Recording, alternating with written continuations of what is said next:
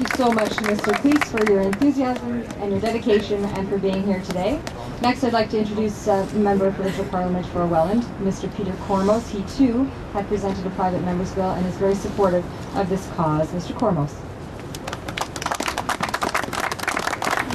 Well, dear friends, welcome to Queen's Park. Thank you very much for letting me join you. And I'm delighted to see the Westview students here, so many leaders in our community, and especially pleased to see my old friend Pastor Walter Kelly from Toronto Police Services here. Because I checked with Pastor Kelly and he assured me that God doesn't want our organs, he just wants our souls. So I tell you friends, look, let's be blunt about this. When I die, I got a few things that are going to be left around. I got a 94 Chev pickup and a whole bunch of organs. I got no use for any of them. You want them, you come and get them. I've been very clear about the fact that we've got to become radical about organ donation. The fact that there's one person on a waiting list, never mind 2,000 in this province on an annual basis, simply isn't acceptable. And every day, good organs are being burned and buried. That's just not right. I say to you that I will continue to work with my colleagues, and I've been proud to be able to support the efforts of Frank Cleese and Liberal members who have presented similar legislation in an effort to enhance the availability of organs for people who need them.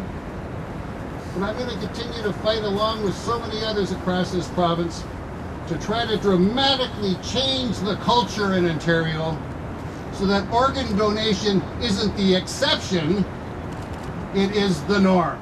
So that organ donation, rather than something that's regarded as rare, it would be the denial of an organ that would be regarded as rare or exceptional. I believe Ontarians are prepared to commit themselves to that proposition. So thank you, George Marcello. You have been a hero of so many people in this province and across this country. I've been with you in so many places in Ontario for so many years, for so long. You are a tenacious, fearless, admirable, laudable hero of people waiting for organs and people who have received them. And I tell you that you are a truly great Canadian, and I'm proud, always have been, and look forward to continuing to be proud to work with you in this great cause. Thank you, friends. Let's look forward to ending those waiting lists.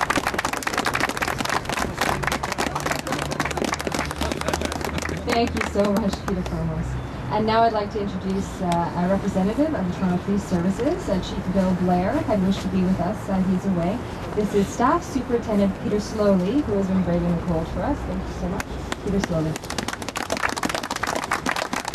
Thank you very much, Danina, and Premier Dalton Ginty, elected officials, to the step-by-step program. In particular, note to the Torch Champion, Denise Lindsay, and all the staff and students at Westview Centennial.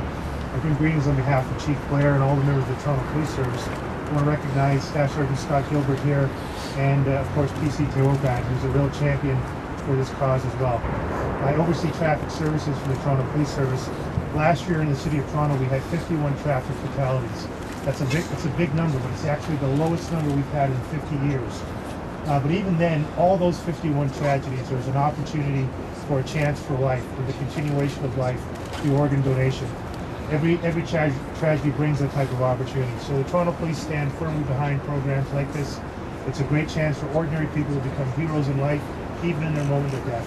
So we thank you and congratulate all the people who contributed today, and we offer support to this great program. Thank you very much.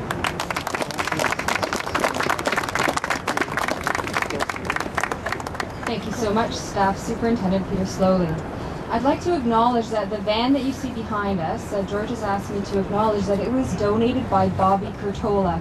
I think that perhaps some of the young people will have to be educated and informed by their parents as to who Bobby Curtola is, but he's a champion entertainer in Canada, and only George could explain to you how it is that that van came to be donated by Bobby Curtola. Maybe you could ask him afterwards.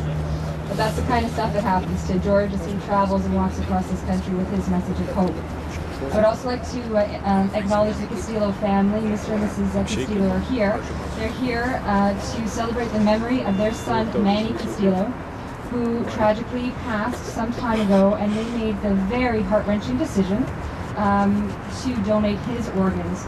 And there are people who are alive and well today as a result of that. They're here to demonstrate to all of us that in facing a tragedy, some good can come of it. So thank you so much.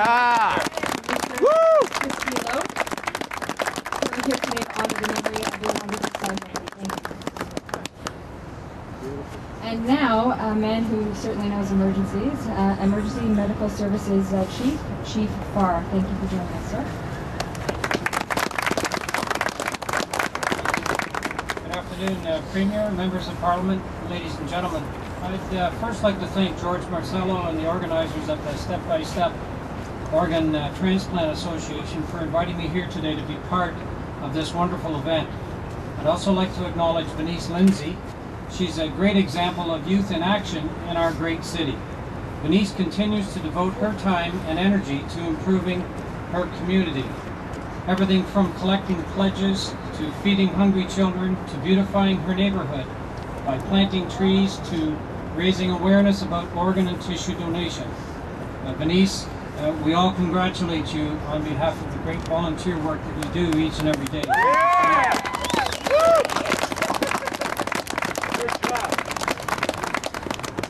I'm very honored to be here today before you, representing the over 1,200 men and women that make up Toronto Emergency Medical Services here in the city. Our paramedics, as was mentioned, are very aware of the benefits of organ and tissue donation. Unfortunately, in our line of work, there are times when paramedics cannot save a patient's life. At that point, the paramedics' focus often shifts to saving the patient's organs and tissues so that others may benefit. I can appreciate their frustration when they learn that organs were not donated and their efforts were in vain. I've heard families describe the decision to donate family members' organs as an opportunity to preserve their loved one's legacy. What a wonderful gift.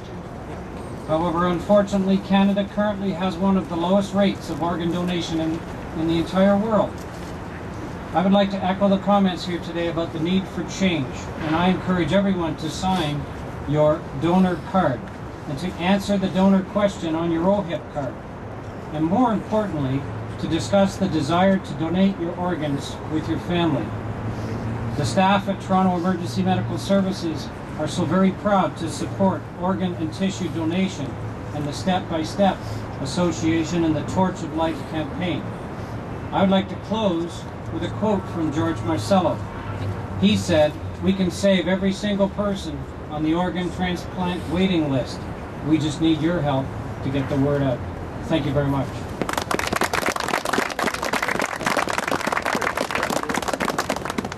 Thank you so much, Chief Farr, Emergency Medical Services. I would like to acknowledge the wonderful, patient, respectful, and socially conscious group of young people behind me today.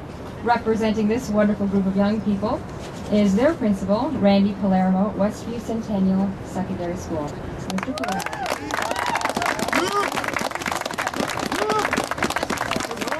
Thank you very much.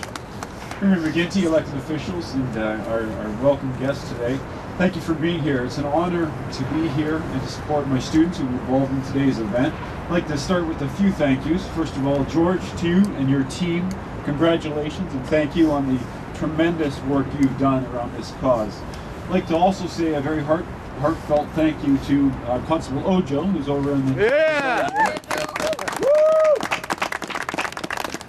Constable Ojo has been a regular at Westview Centennial and has helped with many a cause, and we really appreciate his support and value the opportunity through him to be involved in this today. I'd like to also thank one of my staff members who's behind us here, Mr. Jones.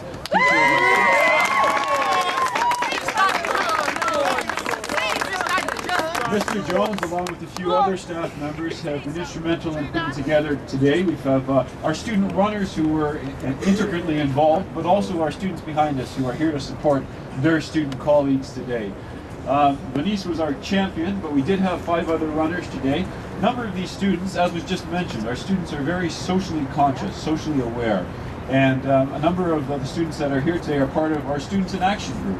And that's a group of students that come together as a co